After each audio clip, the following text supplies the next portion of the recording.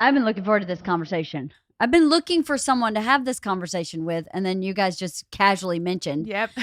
that you were adopted, and I went, "Oh my God." And Yeah. you mentioned it within a couple weeks of each other. So I love those synchronicities where it's just like meant to be, where something pops up. If it's 3 times, I'm always like, that's a little sign for Someone's me trying to tell you something. Yeah. that means something. I think your mic may be a little high. I think Halston maybe. Yeah, there you go. Perfect. Yay. Okay, so you were adopted. Yes. Yeah. I don't know anybody from my childhood that was adopted. Really? No. You probably do, because a lot of people didn't know I was adopted. It's not something that I really talked about a lot. And Do you look like your adopted family? No, so I have a really weird story. So I was actually in foster care for several years, placed with a family, my sister and I. She's 2 years older, so she kind of remembers way more. I was like way young, so I don't really know that much at that time. But I was placed with a family for several years, and I don't know what happened, but it didn't work out. It was a family that had a lot of adopted kids, like tons. And I guess that's really common. But I think there was like 9 or 10 other kids. Oh my goodness. And then my sister was a little bit older, and then for some reason she didn't stay in that house, so it was just me. Oh, wow. And after a year and a half, my grandma like went to war for us, and she's the one who ended up adopting us. But Your biological grandmother? My biological grandmother, but she adopted my mom.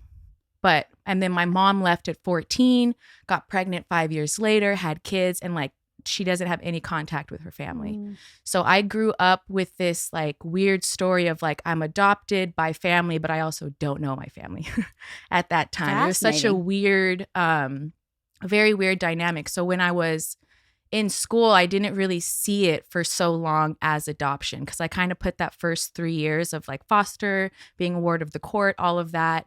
It was really easy to like not remember it because I was so young that by the time I was like 15 or 16, I think that's when it really hit me that like, oh, this is different. This is completely different from how everyone else grows up. I just thought that that was how everyone kind of grew up, you know, when you, I guess, because you're growing up and you see your sister and then you see everyone else like go home to their family and you just assume that every family is the same, I guess. So for me, I think I had a lot of weird identity in the beginning of that. And so even when I told my friends later, like, oh, yeah, I'm adopted because of college, I got scholarships and all of that. And I was a ward of the court. Yeah. Because if they see you as a ward of the court at any time or a foster child, they don't use your parents or whoever was your guardian. They don't use their income. So pretty much from day one at 18, they saw only my income as from foster care. From foster care, yeah.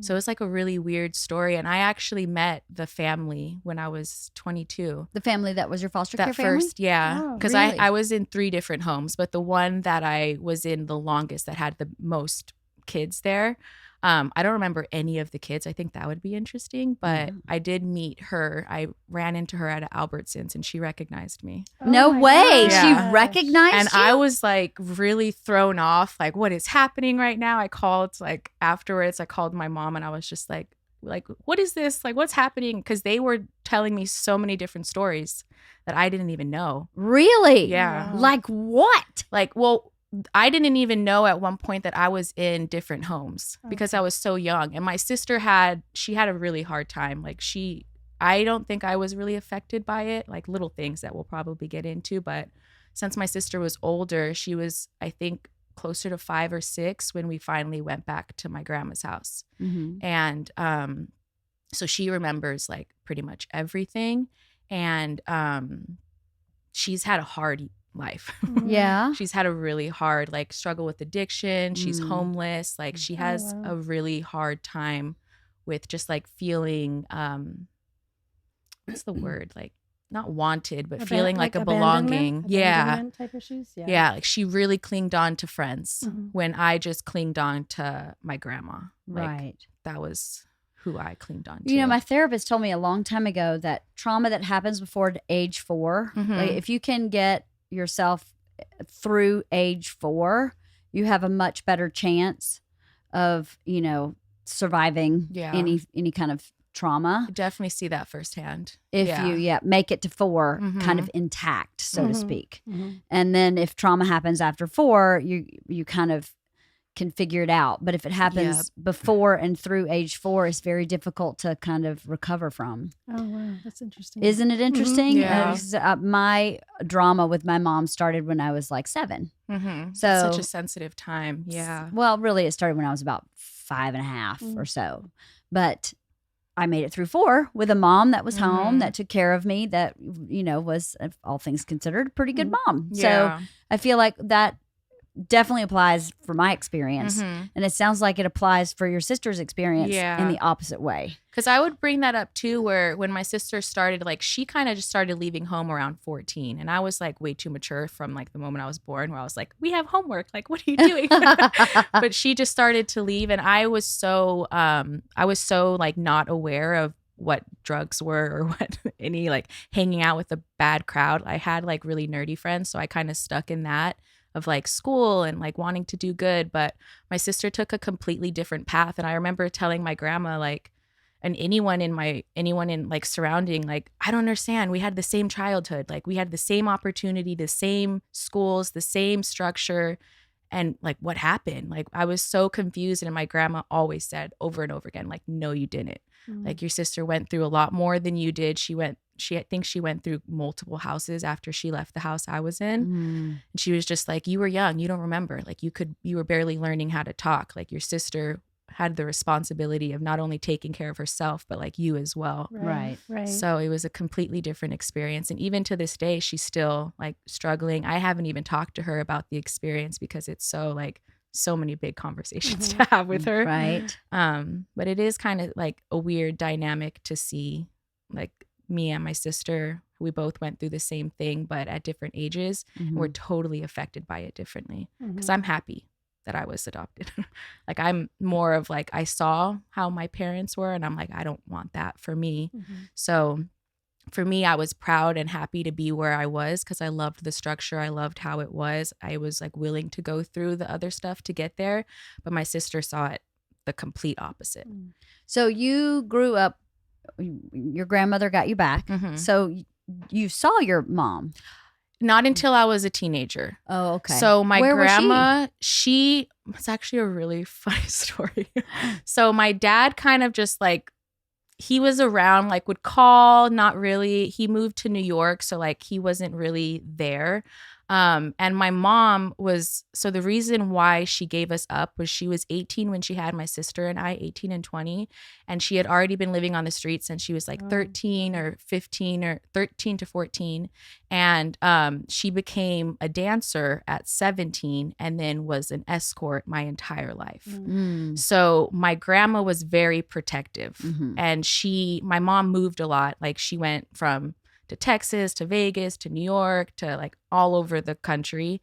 And my grandma's just very, very much so structured and didn't want any of that around us at all. Right. So she made it a rule, like from the moment she legally adopted us, that the parents weren't allowed around. So it was like an open adoption.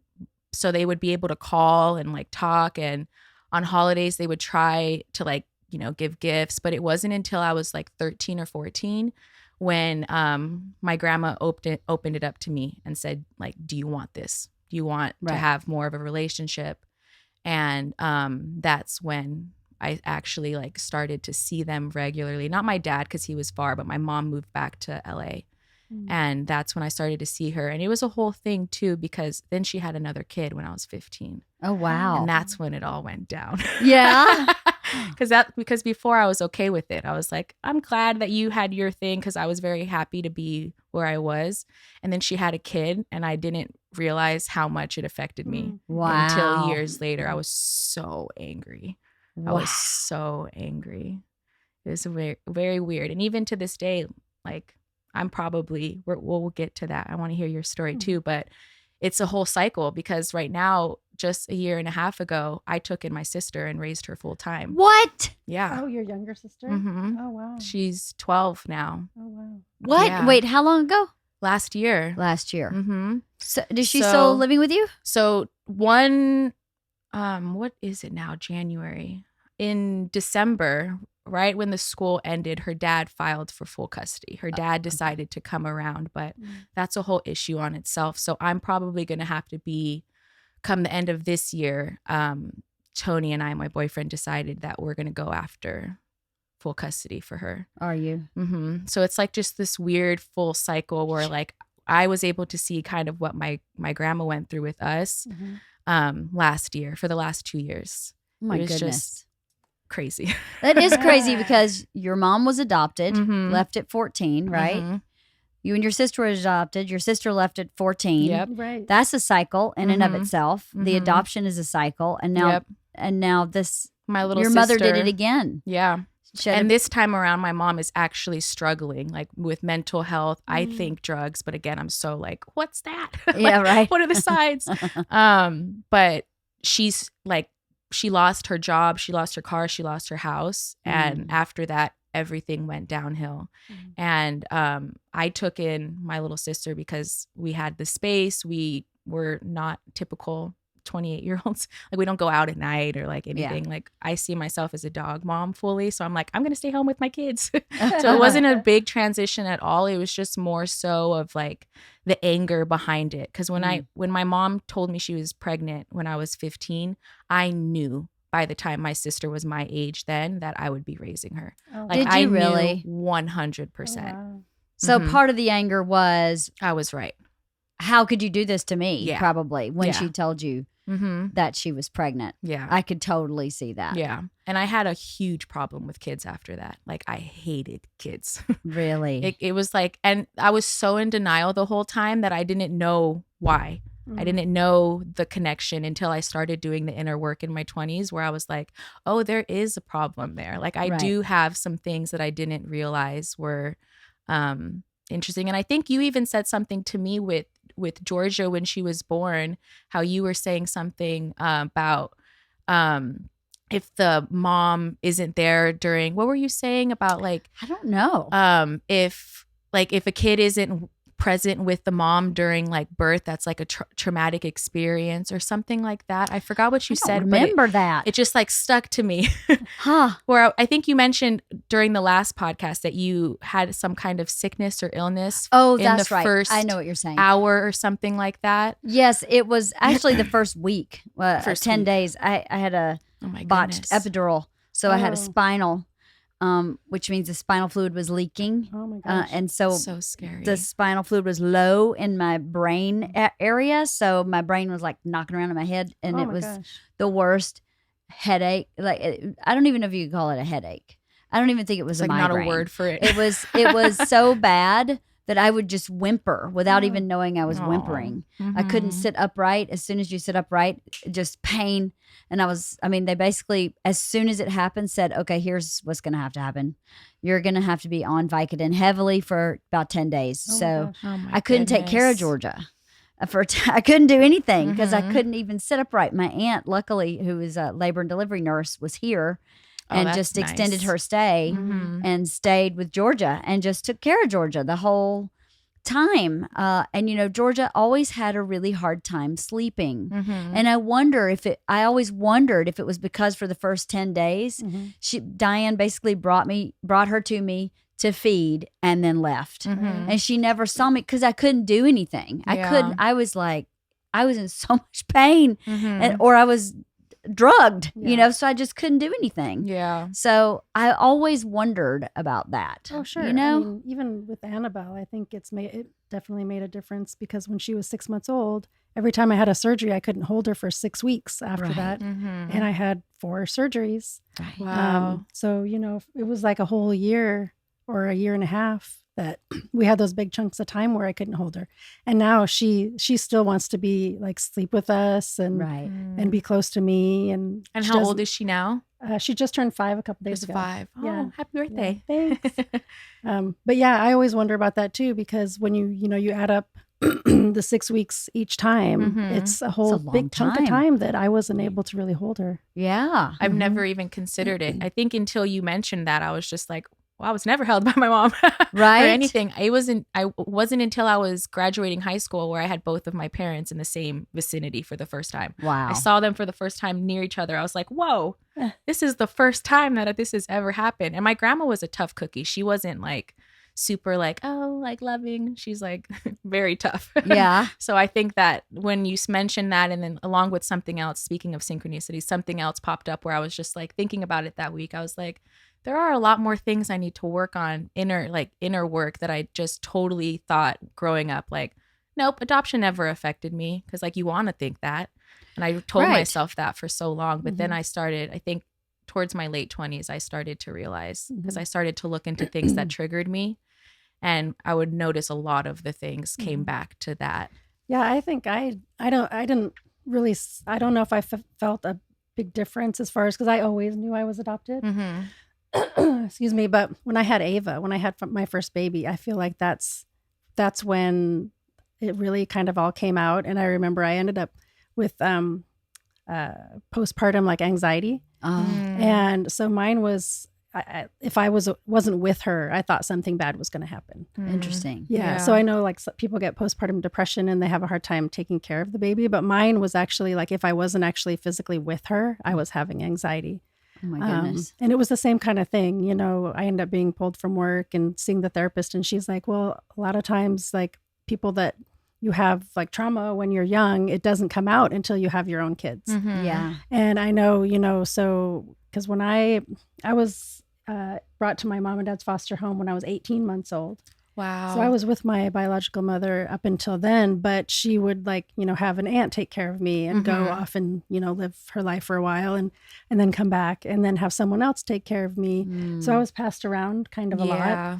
And then when my mom and dad got me in their foster home, I finally had this like amazing, stable two parents who were, you know, the end all be all of parents, because they were foster parents before and they had two of their own kids who were like 9 and 10 years older. My brother and sister are 9 and 10 years older than me.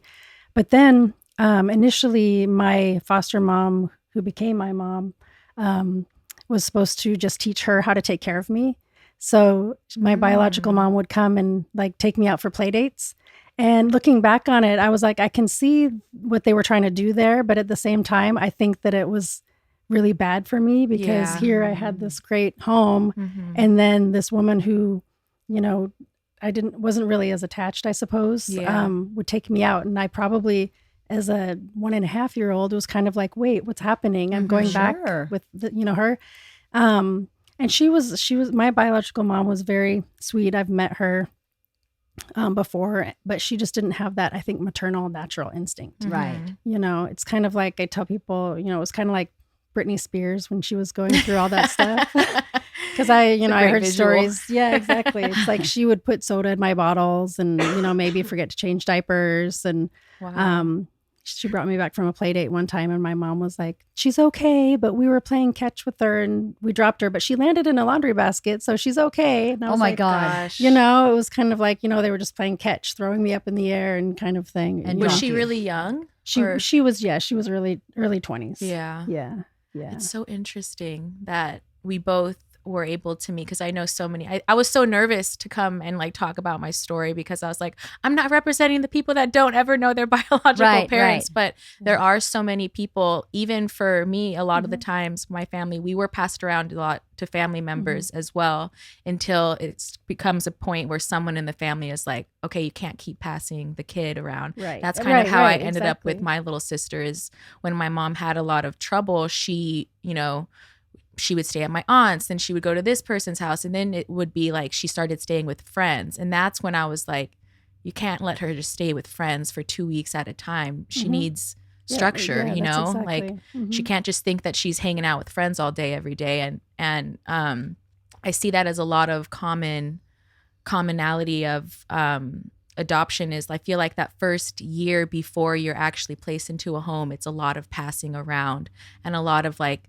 kind of shadiness where you don't, like, your parents don't want people to find out because that they can get in trouble. But then it's also like you crave that stability so much that once you get to it, like you said, you were like, you liked that stability. And then it's confusing to go back to that that other environment where you're like, okay, this is where I know I came from and this is where I should be and I want to be. And it's almost like this tug inside that you have where, like, at least for me, I felt when I was a little bit older and my mom started to come around, I felt guilty for like liking where I was. Like I felt very guilty and very like I wasn't supposed to prefer to stay with my grandma. I was supposed to prefer to be with my mom or something. Like I had that struggle a lot, and it was very confusing for me because my mom, I feel like she tried to make a lot of promises because she wasn't raising us. So when she would come around after years and years and pick us up for dates and like little play dates or whatever, she'd make these huge promises trying to like make up for lost time. And that was, I think, the biggest problem for me is when I would go back to my house, I'd have all these like big thoughts and big promises that I thought were going to come to be. And then my grandma would slowly have to tell me like, no, this isn't going to happen. So it was almost like this tug of like, well, is she trying to keep me from my mom? Or like, did you ever go through that as well where you were? I don't think so. I think because I didn't meet my biological mom until I was 22. 22. Yeah. Okay. Yeah. And I don't think, and for me, you know, I wanted to meet her, but I wanted to meet her to tell her that I was happy and good and that she did the right thing. Right. Yeah. So I think that I could, I think, you know, my mom and dad, my mom that adopted me, I think she did a really good job as far as like your biological mom was very sweet. She just couldn't take care of you. Right. Kind of thing. Right. So, so I think that I grew up kind of realizing that I was in a much better situation than I would have been in if I had stayed with her. Yeah. So I think more, I appreciated my situation that I grew up with.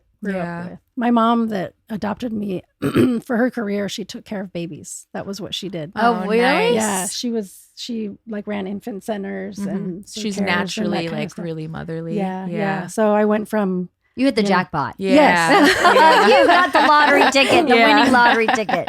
I did. That's amazing. I went from being passed around to like the end all be all of moms. And my mom that adopted me, I call her mom. I usually say biological mom if I'm talking about, you know, my biological mom, because my mom is my mom. And, you know, she told me the story of when the foster woman brought me into their foster home. It was on Halloween. And I went right to her and laid my head down and, you know, I handed out candy to the kids and everything. And, and she was only 28. I actually didn't really realize how young my mom was when they got me in their foster home. And she had kids, foster kids before, and two kids. Yeah, because she had gotten married when she was 18 and had my oldest brother and then had my sister and then had fostered a couple of other kids and stuff. That's incredible. Yeah, that's it is really incredible. So I've talked about this before, but there was a moment for me in growing up when I realized my normal was not normal. And that realization was hard. Yeah. Right. To go, hold on. Nobody else has all of these things going on. Okay. There's something wrong with me. Did you guys have that moment? And you didn't think something's wrong with me, but what happened when you had that moment? Yeah. Oh, I just had a thought and then it just went out of my head. I was like, oh, and then, I mean, I think it definitely, as I got older and when I had kids, I feel like, you know, and then of course, when I got cancer, there was that whole other thing, like when, you know, you'd be filling things out and it would be like, you know, what's your ethnic background? And I'm just like, well, I don't know, all of the above, you know? So that was kind of something that was always there, not knowing medical history and not knowing ethnic background. Cause you know, people would be like, oh, hey, what's your background? Are you, you know, German or Russian or Italian or whatever? And I'm like, sure. Yeah. I think we both kind of look like you can't tell.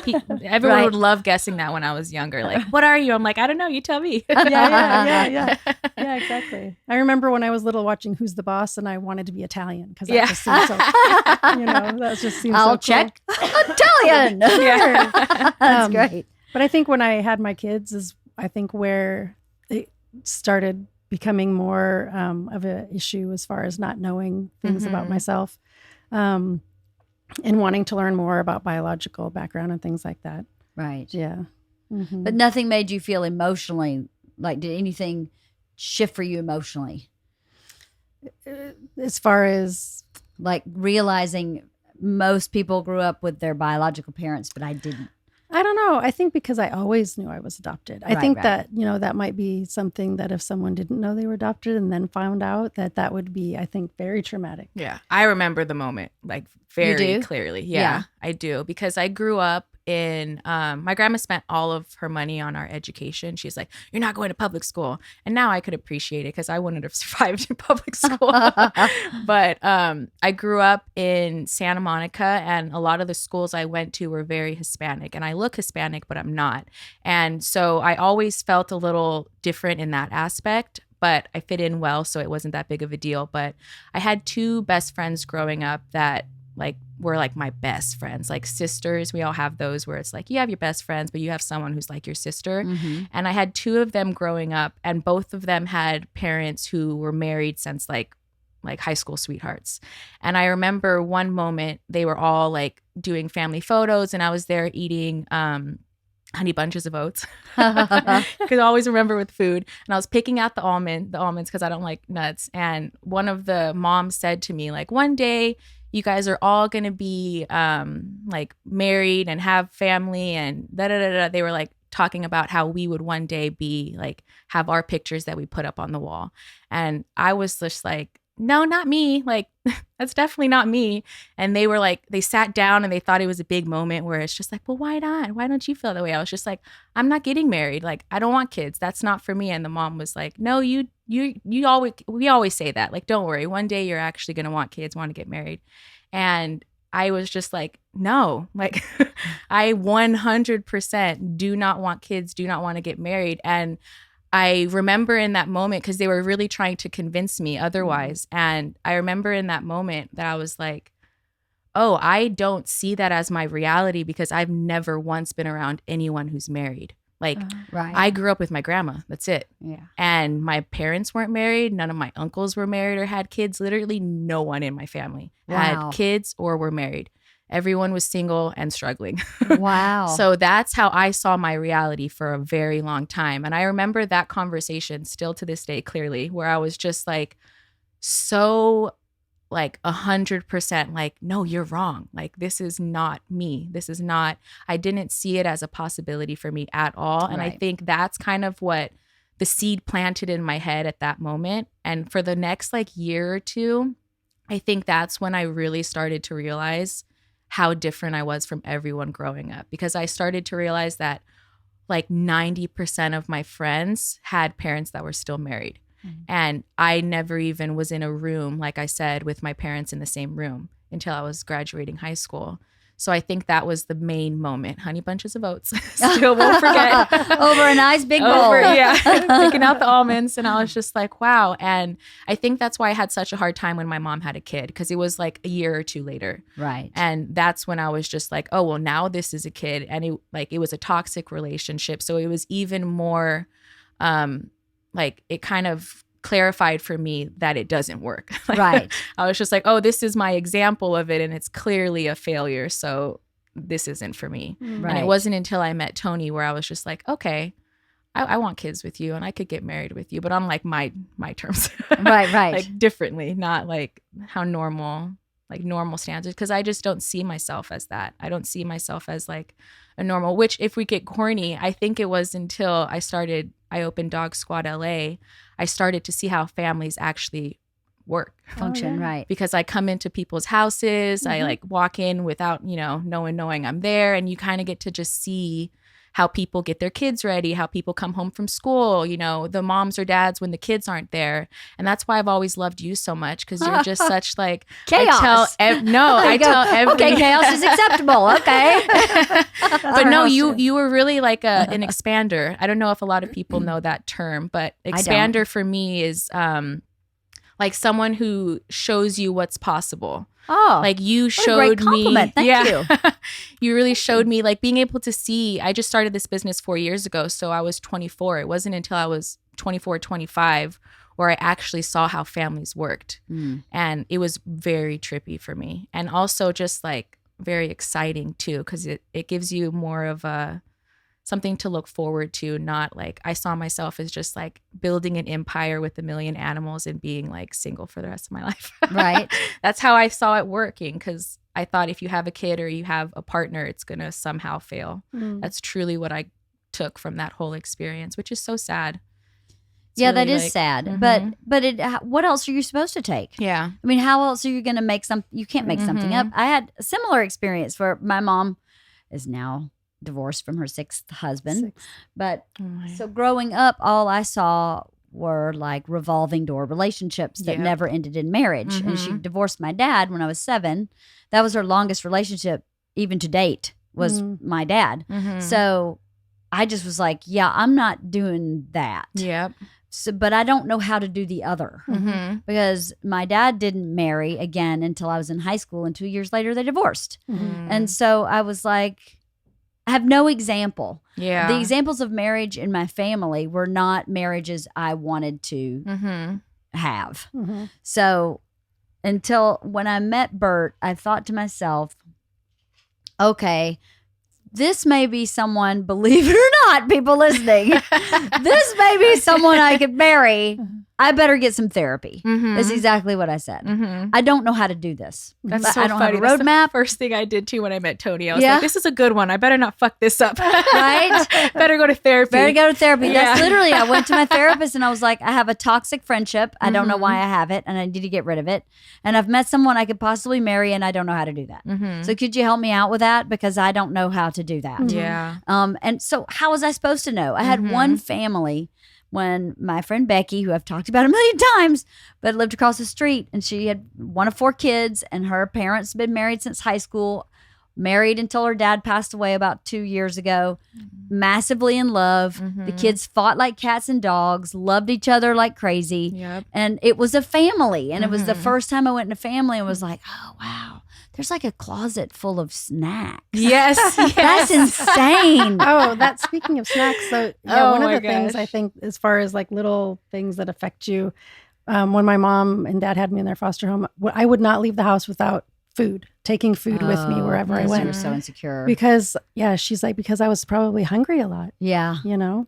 Yeah. So, to this day, I'm always, I'm always leaving the house. Oh, wait, I got to get a bar, or I have to, it's like I always have to have something with me.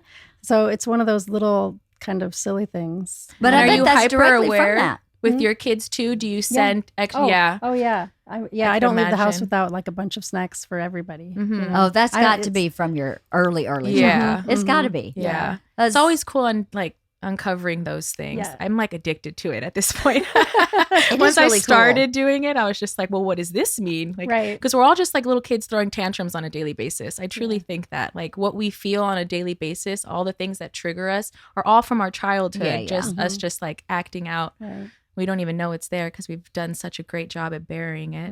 Right. And I mean, as far as relationships go, I always seem to date the guys that didn't want relationships. Oh, and I don't know, I don't know why that was. And then when I like met Scott and started dating him, and he actually like wanted a relationship and was telling me he loved me, I was like, wait, what? Yeah. And I like backed away. I was like, I think we need to take a break. And then I saw how much that upset him. And then I realized, oh, wait, it was almost kind of the same thing. I was like, oh, wait, I really love this person. I need to figure this out. Right. Yeah. And I feel like, though, even to this day, that kind of fear of abandonment, like if something goes wrong, or if we start arguing about something, that thought creeps into my mind. Like, okay, this is it. It's done. He's leaving. Same. Yeah. So, I probably need to start seeing somebody too. You seem to have a pretty good relationship. So maybe it just hints a little sniff of it, maybe. Well, I mean, the thought comes in and then I realize I think that what it is. And then I'm like, okay, wait, I'm not going to say, that's it. Yeah. There's the door, it's so I know that's what it is. It comes in, I think about it, and then it, I let it go. That's pretty healthy though. Yeah. I mean, you can't prevent, especially probably because that's from the same thing the snack thing is from, is that this mom left you with people all the time. And, when is it that kids developmentally start having separation anxiety, like as a developmental? I think it is around 18 months or something like that. Isn't that right? Wow, that's early. Somewhere. Oh my goodness. Yeah, it's, maybe one. Yeah. I don't remember, but I know there's a certain phase where they're just like, Mom, Like won't even take dad. Like, Yeah. no, I just want this person, whoever that person is. And it's very natural and normal. So I'd imagine if you had a mom who just dropped you off here and there. Right. 10 months. 10 okay. Months. Yeah. And 10 I months. was still with my my biological mom at that point. Yeah. And she's dropping you off at whoever's house. Yeah. That would cause some abandonment. That's such a hard feeling to like shake too. I think with me, I had a lot of my common with even relationships outside of intimate or romantic relationships. Mine was like, oh, are these people choosing me?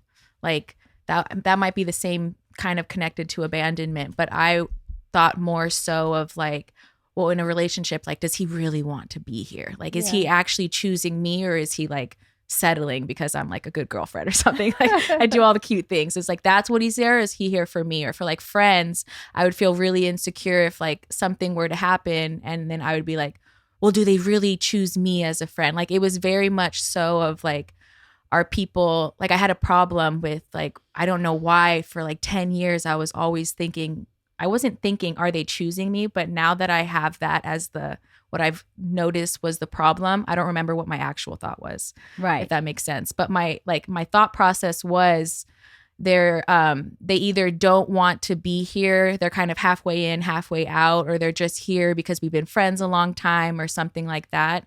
And then I think it was like when I ended a very toxic relationship that I was in at 22. It's like middle school to 22, I was with the same person. And then he developed schizophrenia when we were together, and it was just like very toxic and traumatic. And that's when I started to dig deeper into a lot of the things.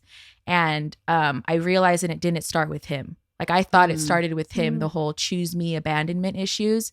And I think that when I left that and I was like really working on myself, that's when I realized like, oh, I have abandonment like issues, a lot of thinking.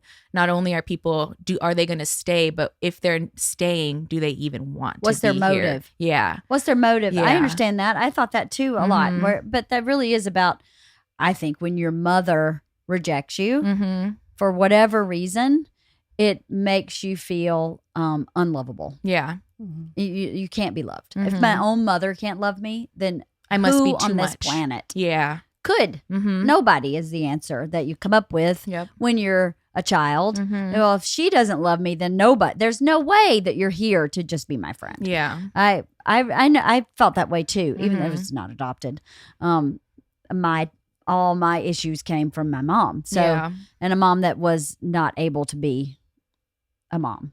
So, which is the same. It's pretty much one and sort the same. of the same. Yeah, sort of the same. I had other moms, like other mom figures, but never a mom from about 4.5 on. Yeah. So it does make you question your value and who you are as being just inherently bad. Yeah. So then if you're inherently bad, who in the world would ever hang out with you? Yep. Yeah. Yeah. And I grew up thinking that my biological father never even knew I existed. So did he not? Interesting. Well, it's kind of a long build-up story, but I love long build-up stories. Yeah, let's do it. Well, I mean, I don't know if you know, I actually found this is okay. Let me go back a little further. So I have a half brother on my mom's side. So same mom, different dad. And I met him when I was 18. And I have known him since then and become close with like his adopted family. And then I actually found out that his mom who adopted him, she babysat me and gave me my first haircut. We played together, I guess, when we were little. Wow. And she told me, I don't know, about 10 years ago or so, a little less than that she had wanted to adopt me too. Aww. But that she already had, I think, like 5 or 6 kids. So they're just, she adopted my biological brother and there just wasn't enough. But then it ended up fine because I ended up, with my mom and dad and that kind of thing. So I met my biological mother when I was like 22. And then I talked to her again when I had like a fluid-filled breast cyst to find out if there was any breast cancer in the family. But as far as my biological dad, I grew up thinking that, so, they dated and then he left and then she found out she was pregnant and stuff. But about a year ago or a little over a year ago, I had signed up for Ancestry DNA. And I just was like, oh, you never know. And I had actually, in that meantime, when I was diagnosed with breast cancer, my biological brother's sister had a phone number for a biological aunt on my mom's side. So I was able to call her and get some kind of family history. And I found out there wasn't any breast cancer in the family.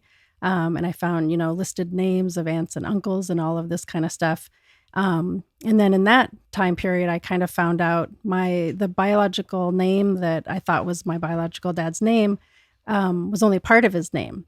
So, every once in a while growing up, when I found out, what his name was, and it sounds really funny, but I had even gone to a medium when Ava was about 1 year old. Yeah. And someone was like, who's Harry? Who do you know named Harry? And I was like, that's well, awesome. I think I just love I was that like, stuff. I think my biological dad's name was Harold, but, kind of thing. And then it just kind of was off, kind of went to the back. And then, sure enough, I found out I thought his name was Harold Lee, but that was only part of his name. It was like Harold Lee Marriott. So a little over a year ago, I'm coming home from church. I sat down, picked up my phone, and it said, "You have a new match."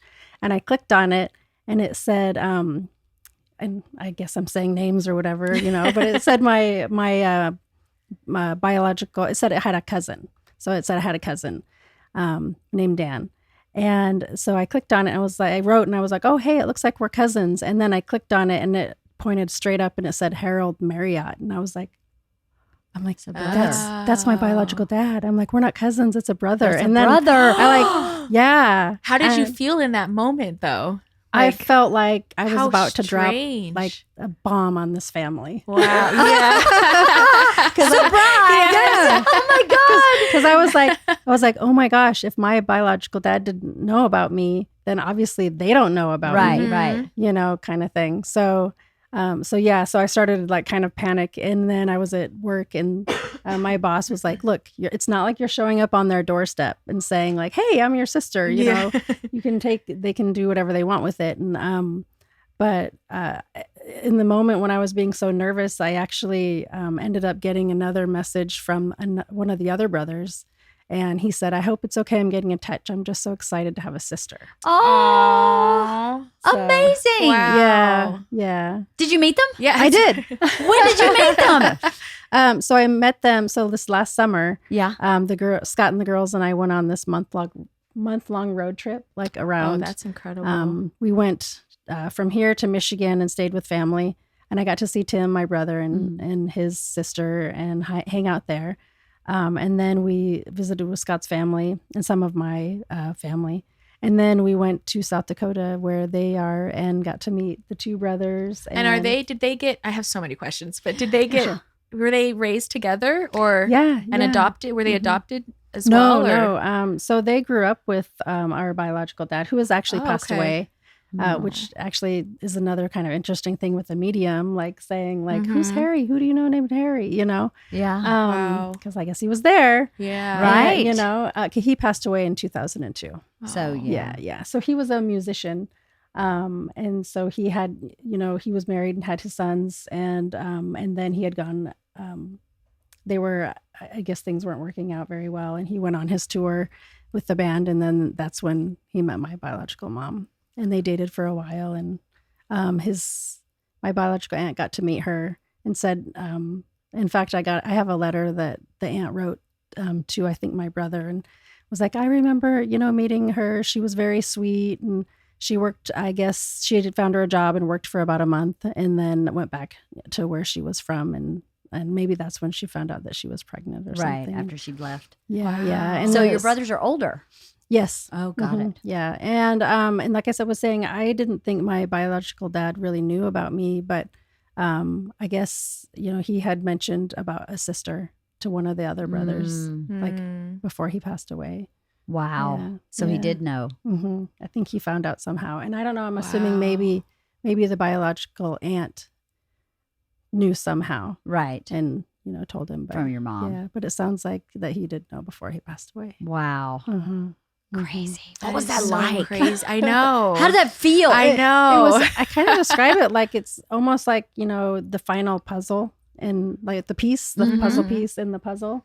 because now, I know people on my biological mom's side who I'm close with. I have a cousin who has a daughter who's only 6 months younger than Annabelle. Oh, really? Yeah. Wow. So all the girls are close. That's great. And, even though I was really close with my mom and dad growing up, my mom and I, both have brown hair and brown eyes, and we're about the same height. So there was kind of that. But my biological dad is, he's like he's my height and has these like bright blue eyes. And my sister has blue eyes and my brother has green eyes. And, and so I don't really look as much like my biological. I mean, I'm sorry, not my biological. I don't look as much like my adopted family. Like I'm tall in the family. How funny. But when I see pictures of me with my biological cousin and my biological brothers, and, we look a lot alike. So really, it's interesting to see, because the only time I saw family resemblance necessarily was when I look at the girls. And I'm like, oh yeah, she looks like me. Right. So, I think that was really interesting to finally meet people and I think the first time my biological brother sent a picture, the ones that I just met, to, Scott said, oh my gosh, it's like looking at the boy version of you. How crazy. Yeah. That must have felt nice too after all that. I mean, at least I would feel that way. Mm-hmm. Like hearing that or seeing someone that looks like you and you grow up and you don't have any resemblance. Mm-hmm. My grandma is just as white as can be. Yeah.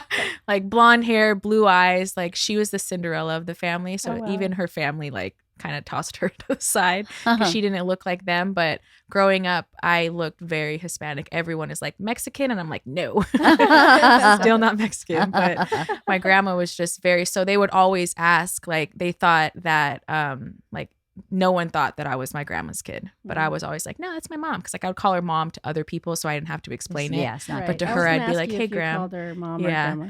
No, I call her grandma, like me and her. But with anyone else around, I just say mom, because then it's like a whole conversation and and all of that. But for my mom's dad, she has a kind of like she's been hunting for him. Like my biological mom does not know her real dad.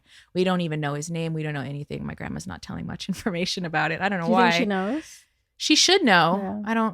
I don't see her as I just don't know if she wants to tell. Like, I don't know. I don't really ask a lot of questions. I feel like for my grandma, at least, I feel like if there's something that she wants to tell, she would tell. Kind of like when someone passes away and the first question someone asks is like, how did they die? It's like, well, they would tell you if they wanted to talk about that, And I feel like for my grandma, I've kind of just not brought it up. But now that I'm older, I'm kind of like, I want to know what I am, because I'm a total mutt, like 100%. I'm just like a little bit of this, a little bit of that. But there's like that 25% that's like 100% unknown. And my mom struggled with that a lot growing up. And she's always like telling us, you should get a DNA, you should go on there. And I'm like, why are you telling me? Like, you should. Right. And I never thought that they were useful. So it's really interesting to see your experience. I mean, you found a whole family. I had no idea how that even worked, ancestry or any of that. Do they only get information from people that put their information in, or that's how it works? So the more people, I'd be very interested to find out. Because I never considered it. My brother's daughter bought him the ancestry kit for his birthday or something. And he said that he kind of held on to it for a little while, and then like just something told him to send it in. And I literally was about to cancel the ancestry DNA because like nothing, I hadn't found anything except for, the couple of aunts and the cousin that I already knew about. Everything else was like, fourth cousin. And, it's like, what do you do with someone who's like a fourth cousin? You're like, I guess we're related, but it's like, it's like, you may have great grandparents in common. And I'm like, who cares? Like, you mean from the wagon train? Yeah, exactly. Right. Okay, good. So that was like such an interesting thing that, that he decided to send it in when he did, because if he had waited, even another month, I might have canceled the membership and not, ever found each other. Kind of thing.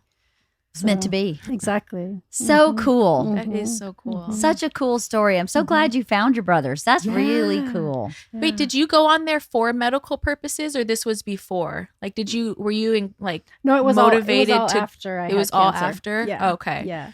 I mean, when you have cancer and you have kids, there's that, it just kind of heightens everything where you're kind of like, I want to know if there's anything else. because I mean, I grew up not knowing medical history, and I was just like, oh, you feel a little bit like a ticking time bomb because you're like, you don't know what's in the family, and now it's interesting. I mean, there's still things that pop up. Like I'll post something, about having anxiety, and they're like, oh yeah, that runs in the family, or runs in for everyone nowadays. Right. Or I found out at my last physical that I'm like borderline pre-diabetic, and then the aunt's like, oh yeah, I have diabetes and your aunt has diabetes, kind of thing. And then actually, interestingly enough, the same aunt that I talked to when I was diagnosed with breast cancer was actually just diagnosed with breast cancer. Wow. Yeah. So there wasn't breast cancer in the family, but now like I had it, and now she was just diagnosed with it too. Wow. Yeah, just since I saw you last. That's crazy. How's she doing? She's doing good. She's she's a fighter. She's gonna do whatever she has to do, and I don't know that hers has the hormone aspect to it, so she's actually gonna have to do more chemo than I had to do. Okay. So she'll do chemo and then surgery and then radiation, but she's ready for it. Ready for the fight. Exactly. Good. And she has family around her to help, which is nice. That is good. Yeah. Where is she? Michigan. Okay. Very nice. Yeah, that's good. Yeah. It's kind of a good idea for people kind of like in my shoes who I don't really care to know more family, I guess. I'm just like, I have enough, like so much drama with family. I'm such a hermit. I'm like, I'd rather not. But again, I don't have kids. I don't have that need where I'm like, my kids should be around family. But I don't think I ever consider, that's not true. Necessarily true. Yeah. But I never considered actually doing that, but I've also never thought about maybe you would need it. Because I've also been asked, like, what is your medical history? Or do you have any of this? I'm like, not that I'm aware of. I said that since day one. Not that I'm aware of. Not that I'm aware of. And I hit a lot of health issues last year. 2019 was just like the year where everything started going down for me. And I started to consider like, well, maybe I should know more because I don't. My grandma was so hush hush about everything that sometimes I joke that like, are you even my real grandma? Right. Like what really happened? Because they were so hush hush for so long. And like, she just says, oh, you're a kid. I don't want to, there's so much drama. We don't want to tell you all the drama. We want you to have like as much of a childhood as you can. And once I turned 18 and I got hit with all of it, I was just like, oh no, let's go back to this is what they try to protect you from. But it's just interesting because my little sister, she sees everything. Oh. She sees everything. And for me, my mom, my biological mom, I never lived with her, but when I would visit her in high school and stuff like that, I very much knew my mom was the friend. So like for that, was it you that said your mom? Yeah. So my mom, she was just she's very motherly in an aspect of like love and this and make lunches and want to hug you and like over like too much love for me. I was like a tin baby. But for any kind of discipline or any kind of thing a mom is supposed to do, that's not her forte. Like she doesn't have boundaries, limitations, like no rules at all. And my little sister grew up with that full time. And when I brought her in, it was so apparent that she had no rules. And I found a lot of like,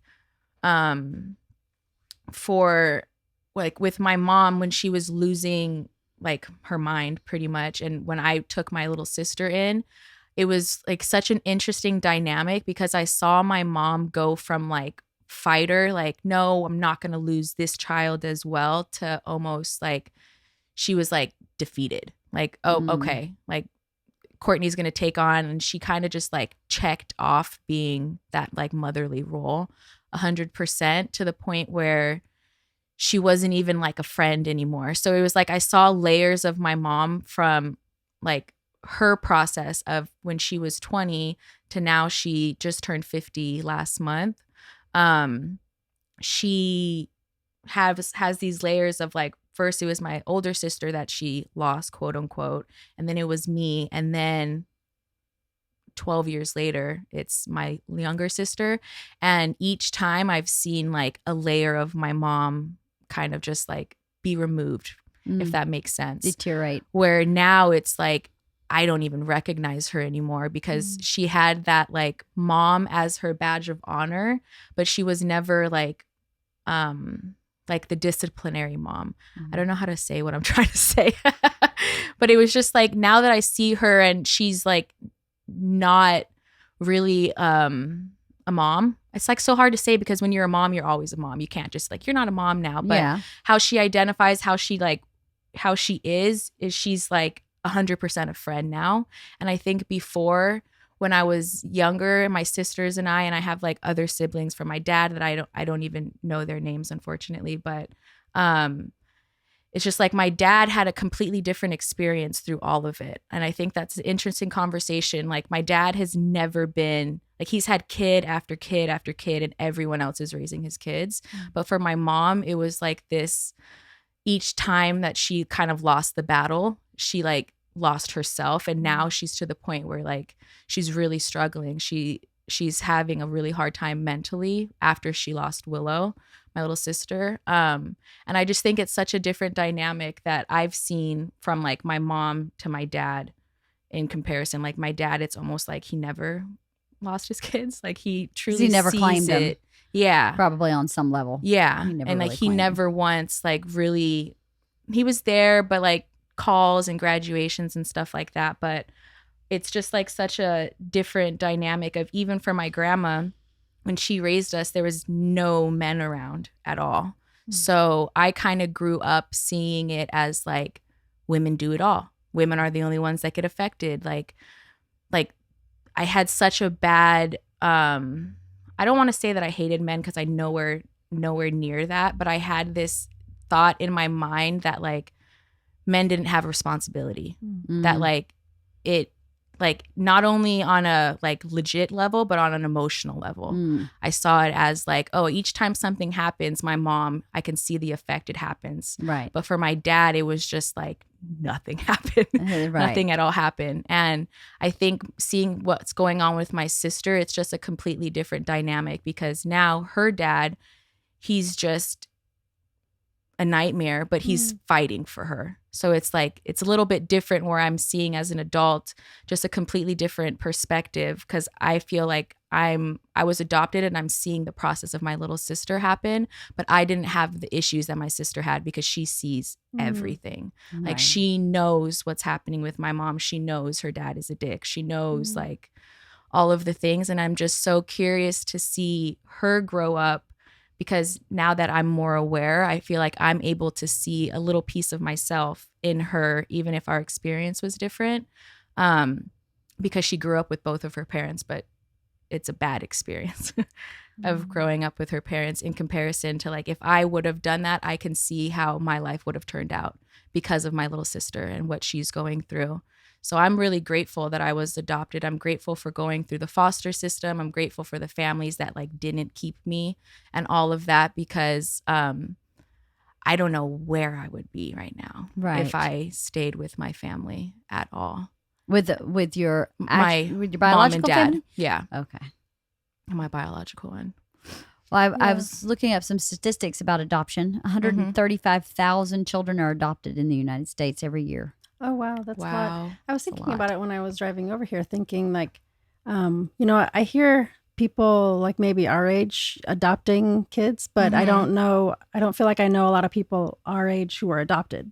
Yeah. For some reason. I agree. Yeah. You know? Yeah. So I don't know. I mean, it's, if it was not as prevalent then when, I was little, or because I mean, especially then, I think adoption has gotten a lot more complicated, whereas, my mom and dad, who were my foster parents, just decided that they wanted to adopt me. And so they were able to adopt me. Yeah. Whereas now it might have been they were my foster parents, but then they would probably have to go through some other big, long process if they wanted to adopt me, and they might not have gotten to adopt me, I think it is more complicated. And that's really a shame, because there's so many kids in the foster care system that could use a good, stable home. Bert and I have talked many, many times about thinking about taking in foster kids when life slows down. But life we didn't have anywhere to put them in this house.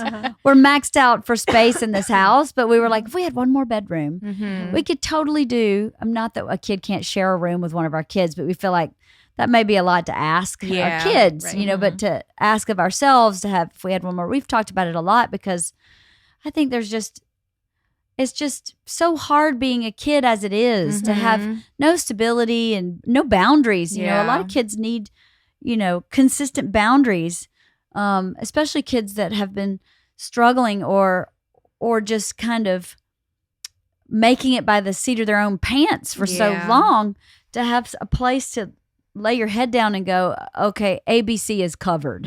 I actually don't have to worry about what I'm eating and where I'm sleeping. Right. I mean, what an amazing gift. And there's so many people in this country in particular that could do that, myself included. I mean, that's, it's crazy. I have a friend who adopted through the foster care system. Her daughter is Isla's age. They were best friends in preschool, the two girls, but very similar, where she had foster kids that would come and go, because when the parents get their acts together, the kid gets to go home because they, in theory, the kid is better with their parents. Yeah. And I understand the logic, the reasoning behind that, but I don't know that it's necessarily always true. Right. I 100% agree with that, because that's why my little sister is with her dad right now. Because he's the her courts are like, any situation is better if the kid is with their parents. Right. So pretty much what we're doing is we're giving it a year so the courts can see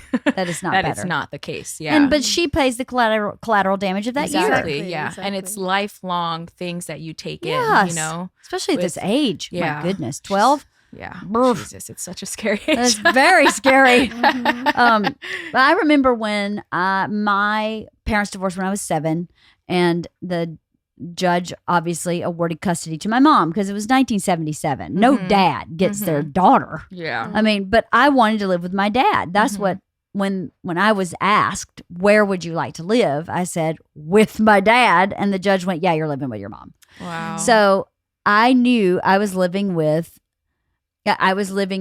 I was always had food, always had a roof, always had stability like that, but not emotionally stable household for me, not a safe household for me emotionally at all.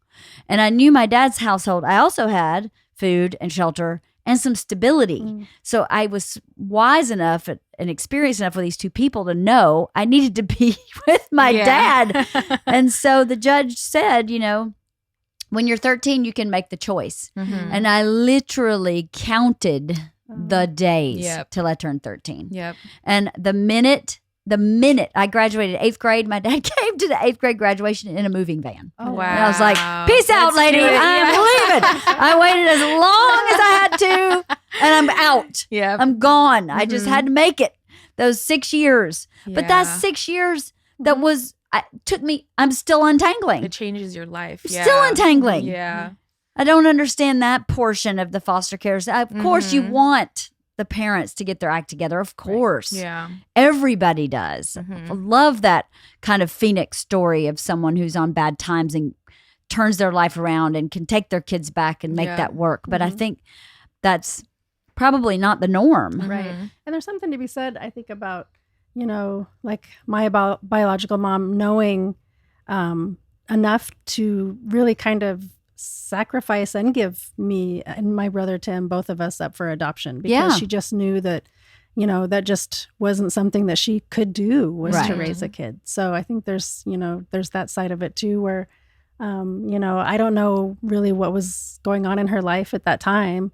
But I know, that was why I think that was my whole thing behind meeting her, was wanting to let her know, because I thought she must wonder, whatever happened, and if I had a better life or a worse life or that kind of thing. And so, it's both sides. It's like amazing there are foster parents out there that will take in kids not knowing what kind of baggage they're bringing with them. Right. And then there, are the biological parents who, make that. Sometimes they're taken away, but sometimes they're just like, they realize that I just can't do this. And my daughter will be better off with someone else. Kind of thing. Yeah. Yeah.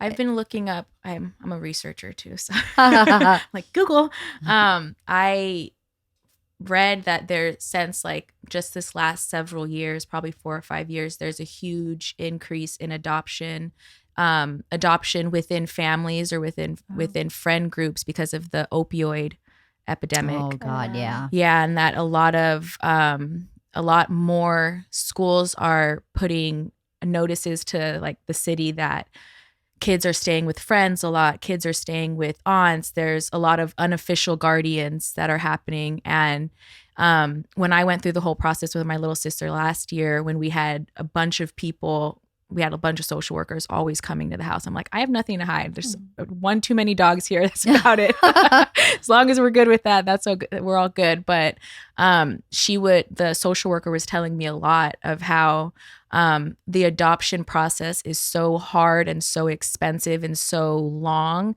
that so many people now have like unofficial agreements with family members or family friends where they say, instead of going through the foster care system, would you hang on to my kid for a few years while I get my shit together?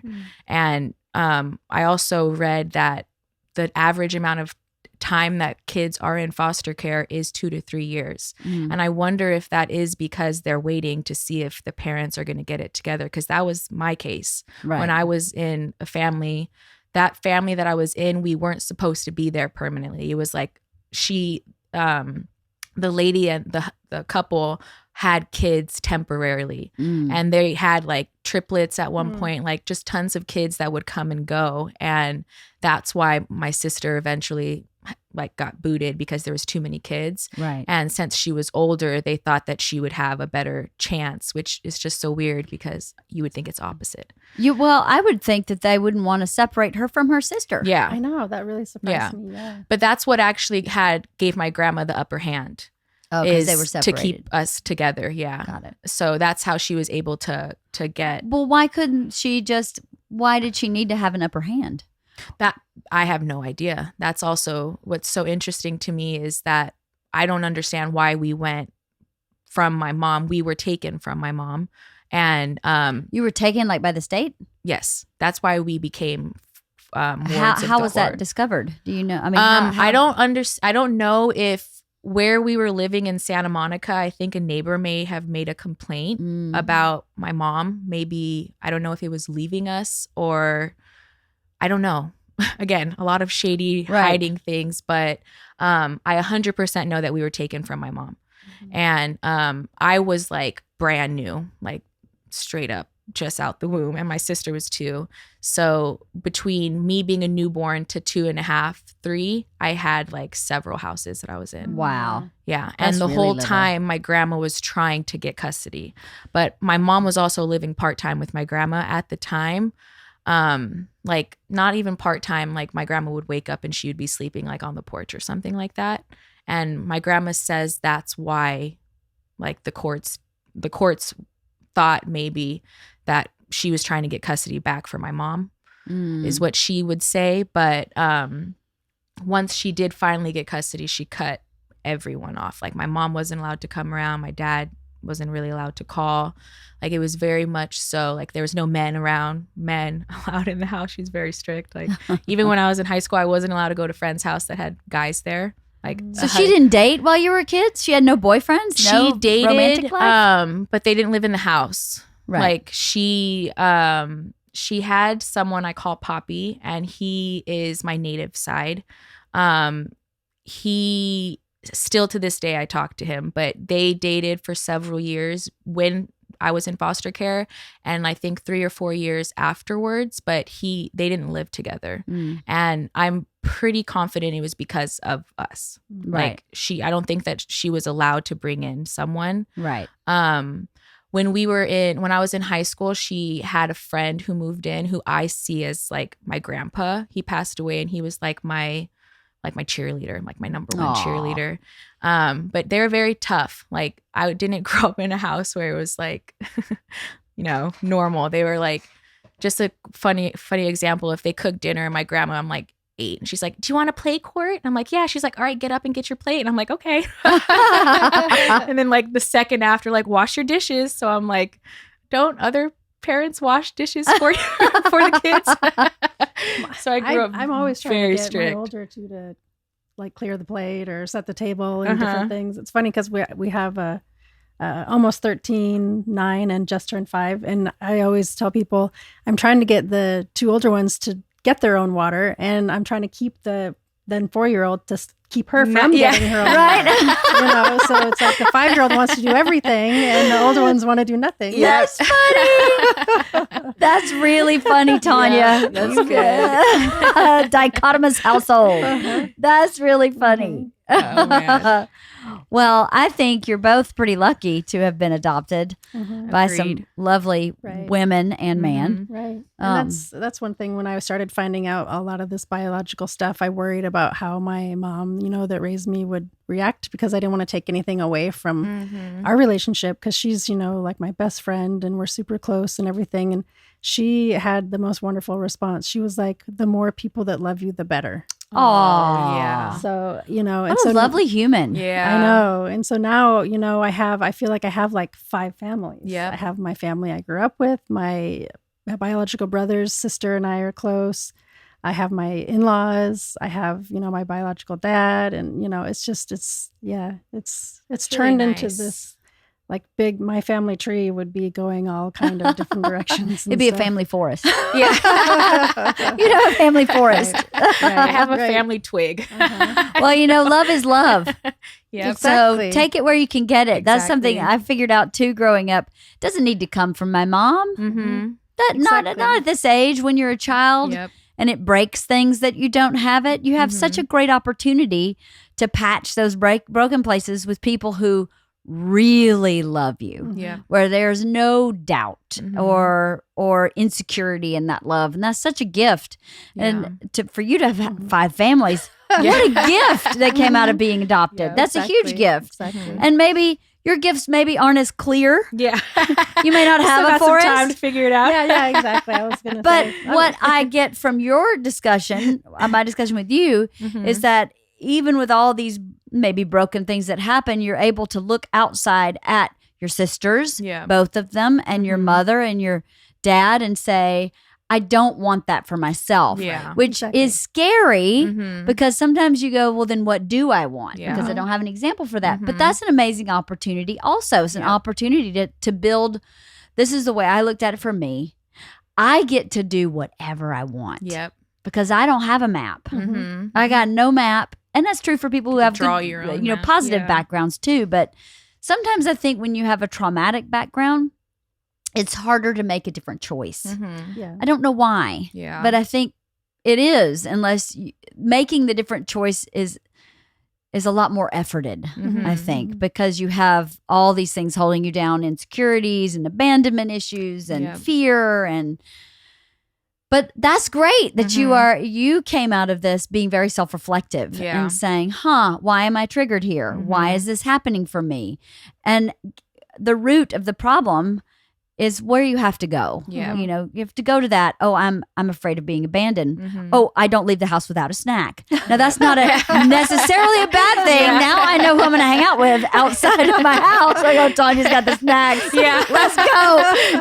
Where's Tonya? She'll have a snack. That's a positive. But the like, it came from a negative place. Right. Came from an insecurity about food. Right. And I remember, when I was little, we went on road trips a lot as a family, and I always remember having my little bag of snacks. It's like so funny. I totally remember always having that. I think that is so adorable. Yeah. That's amazing and adorable. It is. One tip that I actually have that my therapist brought to light to me that I was like, whoa, buddy, that is real, is I grew up with a lot of the family members. I have a very small family, as you can hear. And the family that did grow up, they didn't really work a lot. Like they kind of like settled with what they had. My grandma, she's a teacher. So she's always been a teacher. She works with like not so privileged kids. And she, like everyone, where was I going? Oh, the tip, therapist. The tip. The therapist told me that a lot of the things I didn't like about my childhood or my family that I said like, oh, this is something that I see that I don't want for myself. I like made it very dramatic. Like for my family who kind of went like paycheck to paycheck, didn't really work, I became an extreme workaholic. Right. Like there's things where I saw things, I went the extreme opposite way. Yeah. And my therapist brought light to a lot of the ways I did that. She was just like, you could be different from your family without being like the extreme opposite of them. And I think that really changed things for me, where I was like, oh, okay, I get it. Like, I don't have to be 1,000% opposite. I could just be my own me and like make my own way without doing that. That's even something as simple as, you know, having gone through what I went through, the being passed around. And then once I had Ava, not wanting to be away from her. Right. And even now I feel like I struggle being away from the girls for too long. Like, you know, looking for a full-time job. I'm like, okay, but then I'm going to be away from them from 9 until 5. And then what if they need me at 3? And, you know, so I still feel like I definitely still struggle with that kind of a thing. But it's the extreme. Opposite. So I went from the one extreme of being passed around to the other extreme, like trying to hold on almost too tight to loved ones, I suppose. I think trauma does that to you. It makes you find the exact opposite if you want to get out of it. And it is not necessary. No. It's just not necessary. I thought the root of a lot of my mom's problems was her sexuality. So I cut my hair off and wore boys' clothes for years, thinking I will be the opposite of sexy. Yep. And then at a certain point you go, well, I want to be kind of sexy. The root of her problem was mental illness. Yeah. The root of her problem was not that she liked to have sex. She liked to have sex because she's mentally freaking ill.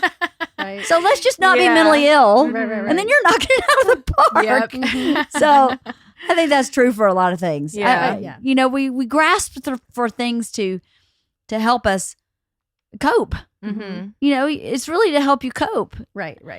And I'm also along the lines of thinking as far as like, you know, you have to, in a way, we're adults. Yeah. You know, we have to take responsibility for ourselves. Yes. You can't, you know, act a certain way and then say, oh, well, I'm acting this way because of what happened to me when I was a kid. It's like, well, yeah, that happened to you when you were a kid, but, you know, but now you're an adult. Yeah. Especially if you're aware of it. So many people aren't even aware that that's why they act that way. If you're self-aware, which is even harder, I think. I'm like too self-aware sometimes. But when you are, it's like there's so much more of a responsibility on your end to do that work. Yeah.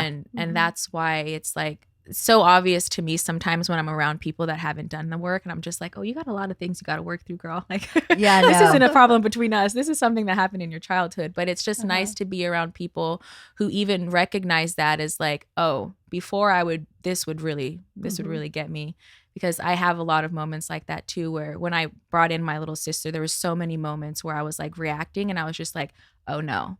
This is me reacting because of how I was brought up. And it's just so interesting, I think, like if I were to have kids and your kids, like they have a totally different experience of what we, you know, if anything, if one of us didn't have a lot of love, then you want to give all the love. And then your kid is like, I have too much love. My kids will probably grow up feeling like my mom was smothering me. Yeah. I was there all the time. I was suffocating. So interesting. I couldn't move without her kissing me. Always have so many snacks. I'm not even hungry. She was always trying to feed me. My backpack weighed 80 pounds just from the snacks. That'll be their memory of it. You're probably right. I feel that way too. I feel like I overcompensate. I give what I needed. Yeah. You know, and they don't necessarily need that much. That's so funny. Well, I think this was a great conversation. Yeah, it was. I'm so glad we got to talk about it.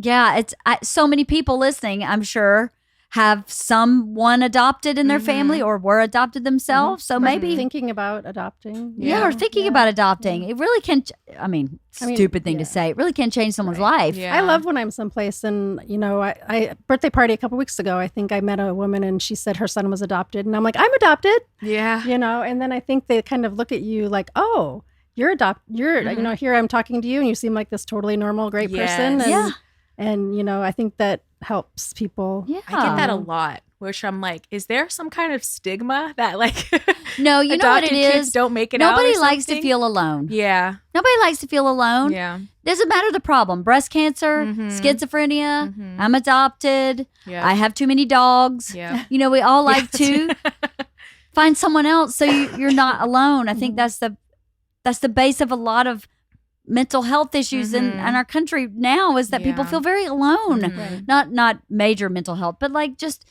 general malaise, depression, anxiety, is that they feel like they're the only person who had this experience or feels this way or can talk about this topic because they're the only one. And it's just not true. There's almost every single issue, you can find someone else who's had a similar enough story that you can go, I'm not alone. Right. And if we don't talk about these things, then how are we supposed to know that? Right. That's why I love podcasting. Me too. It's because so many times I'm listening on a podcast, just walking a dog or washing dishes, and I'm like, wow, I'm not the only one. Yeah, me That's too. that weird. Yeah, me too. I'm the same. It's incredible. It is really incredible. That's why it's just so silly for me. I was driving here and I was just like, I hope I can like help, because I didn't know you were also adopted. I was like, people are going to get so upset. I'm not representing the people that don't know their biological parents or that weren't raised by their grandparents or whatever. And I was just like, that is just stupid. Like, shut up. Yeah, like, exactly. So many people, if you're going through something, millions of other people are going through. I heard this weird stat that's like,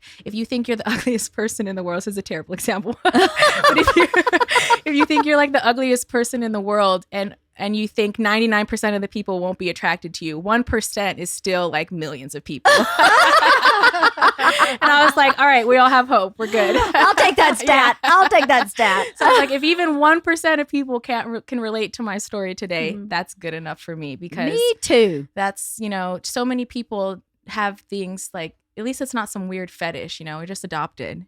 That's all that it is. And I think even for me growing up, I never felt ashamed for it, but I think growing up, not talking about it a lot, now I'm like, well, was I, And I never saw it as a negative. No. And I think, that's a credit to my biological parents probably, because they always made me feel like that I was chosen, Yeah. You were chosen. You were, yeah. I think you're lucky when you're adopted. You're more lucky than kids who are just born to their parents. Yeah. I mean, you were chosen. That's that's amazing thing to feel and perspective to have. A glass half full entirely. Yeah. 2% of the population is adopted. 2%. I thought you said 2. I was going to say 2% were ugly. Yeah.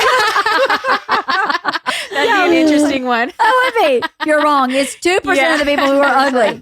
They still have hope. 2% of people of the population are adopted. Wow. Oh, it's interesting. It is. Well, thank you, ladies, for coming. Thank you for for having chatting. us. It was fun. This was fun. All right, Went till by our next fast. chat. Yeah.